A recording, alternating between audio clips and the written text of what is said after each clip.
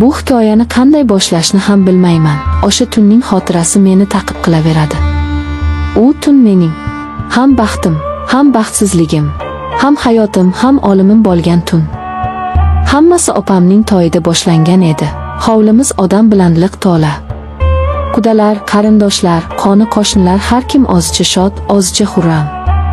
Karnay-surnay ovozi, xonandalarning goh shoh, goh mungli ashulalari bir-biriga qorishib ketardi. Men esa bu shovqin-suron ichida go'yo bir ozim edim. Odamlar orasida yurar, kulimsirar, kim bilandir gaplashar edim-u, ammo xayolim butunlay boshqa yerda edi. Xayolim hovlimizning narigi burchagida oz tengqurlari bilan suhbatlashib turgan ikki yigitda edi. Aziz va Mansur, mening xolavachchalarim, mening ikki yuragimni birdek larzaga solgan ikki yigit. Aziz, uning nigohlari olov edi. U bilan gaplashganimda so'zlarim ham, o'zim ham adashib qolardim. Uning yonida o'zimni ojiz, ayni paytda esa butun dunyoni zabt etishga qodirdek his qilardim. Uning kulgusi ham boshqacha edi, jarangdor, dadil. Mansur esa uning aksi edi. Uning ko'zlari chuqur, sokin, ammo ichida nimalar yashiringanini hech kim bilmasdi. U kamgap edi, ammo har bir so'zi oqdek edi. Ular ikkisi bir-birini to'ldirib turadigan ikki olam edi. Meni esa bu ikki olam birdek o'ziga tortardi. Qaysi biriga talpinsam, ikkinchisidan uzoqlashayotgandek tuyulardim. Bu tuyg'u meni ich-ichimdan yemirardi.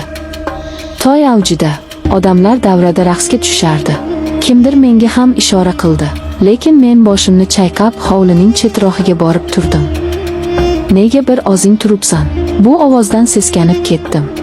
Yonimga qachon kelib ulgurganini sezmay ham qolibman. Bu Aziz edi. Uning o'sha olovli nigohlari menga tikilib turardi. Shunchaki, charchadim dedim. Aslida esa charchamagan edim, aksincha, butun vujudimda tushunarsiz bir quvvat josh urardi. Charchadim dema, dedi u ovozini biroz pasaytirib. Sendek qiz charchamaydi.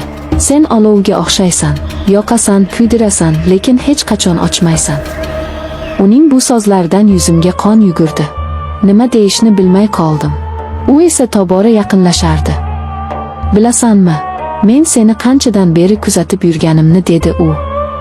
Har safar ko'rganimda aqlimdan ozay deyman. Nega buncha go'zalsan? Uning qo'li yelkamga tegishi bilan butun tanamga tok urgandek bo'ldi. Qarshilik qilishga na kuchim, na xohishim bor edi. Aksincha, butun vujudim shu lahzani qanchalar kutganini anglab yetdim. Uning nigohlariga tik qaradim. Uning ko'zlarida o'zimning aksimni emas, balki olovni ko'rdim. Meni o'z domiga tortayotgan ulkan bir gulxanni. Shu payt orqadan kimdir keldi. Ikkimiz ham cho'chib tushdik. O'girilib qarasam, Mansur, u bizga qarab turardi. Uning yuzida na hayrat, na g'azab alomatlari bor edi. Bir muddat uchalamiz ham jim qoldik. Faqat uzoqdan kelayotgan musiqa ovozigina bu holatni buzib turardi. Men nima bo'lishini kutib dahshatga tushdim. Hozir janjal boshlanadi deb o'yladim. Hozir hamma narsa barbod bo'ladi. Ammo kutganimdek bo'lmadi. Endi men ikki olov orasida qolgandek edim. Men ketishim kerak, dedim ovozim qaltirab. Mansurning qo'li bilagimdan tutdi. Shoshma, dedi u, biz sendan hech narsa so'ramaymiz. Faqat shu yerda bo'l. Bu so'zlarda qanday ma'no borligini tushunmadim, lekin qimirlay olmadim. Go'yo ikkala tomondan ikki qudratli magnit meni o'ziga tortib turgandek edi. Aziz qo'lini yelkamdan olmadi. Mansur esa bilagimni qo'yib yubormadi. Men ularning o'rtasida butun dunyodan uzilib qolgandek turardim. Ularning nigohlari bir-biri bilan to'qnashdi va men bu nigohlarda na raqobatni, na nafratni ko'rdim. Faqatgina men uchun menga bo'lgan tushunarsiz, ammo qudratli bir tuyg'uning aksini ko'rdim. Yuringlar, dedi Aziz bir payt o'rnidan turib. Bu yerda shovqin. U qo'limdan tutib meni yetakladi. Rustam ham bizga ergashdi. Qayoqqa ketayotganimizni so'ramadim. So'rashga hojat yo'q edi. Men shunchaki ularga ergashdim. Biz hovlining eng chekkasidagi eski omborxonaga kirdik. Bu yerga odatda hech kim kirmasdi. Ichkarida eski-tuski narsalar, qoplar taxlab qo'yilgandi. Havoda chang va quruq yog'och hidi kelib turardi. Aziz eshikni ichkaridan yopdi. Ichkariga derazadan tushayotgan yulduzlar nuri xira-shira yorug'lik berib turardi. Shu yorug'likda men ularning yuzlariga qaradim. Ikkalasining ham nigohi menga qadalgan edi. Bu nigohlarda iltijo, ehtiros, mehr va yana allanimalar bor edi. Men nima bo'lishini bilar edim va men bunga tayyor edim. Yo'q, men bunga tayyor emas. Men buni xohlayotgan edim. Butun vujudim bilan, butun borlig'im bilan shu lahzani istayotgan edim. Bu tunning qolgan qismi tush kabi o'tdi. Tushunarsiz, chalkash, ammo aql bovar qilmas darajada hayajonli va shirin bir tush. Men go'yo ikki xil musiqani bir vaqtning o'zida tinglayotgandek edim.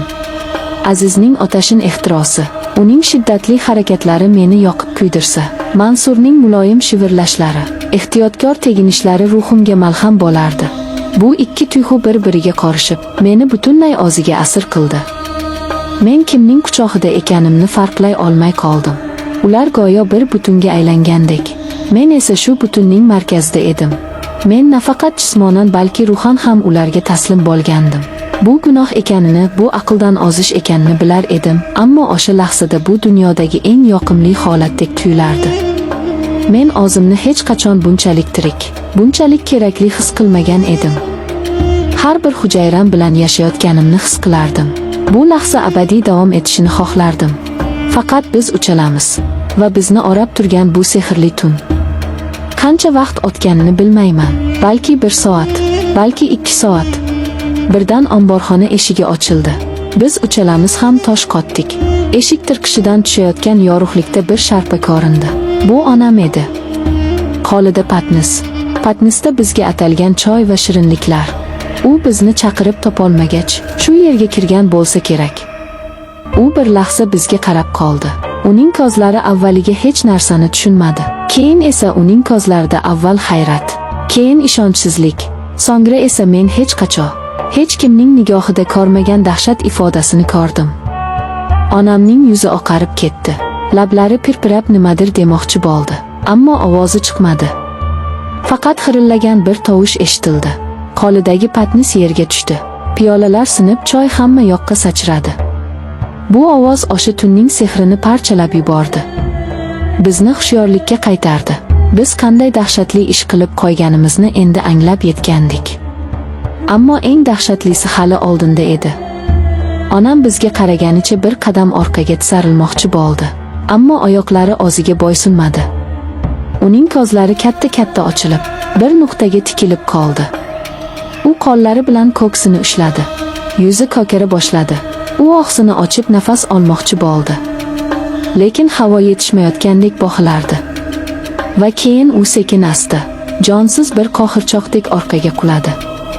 Uning boshi yerga gurs etib urildi. Men qotib qolgandim. Nima bo'layotganini idrok eta olmasdim.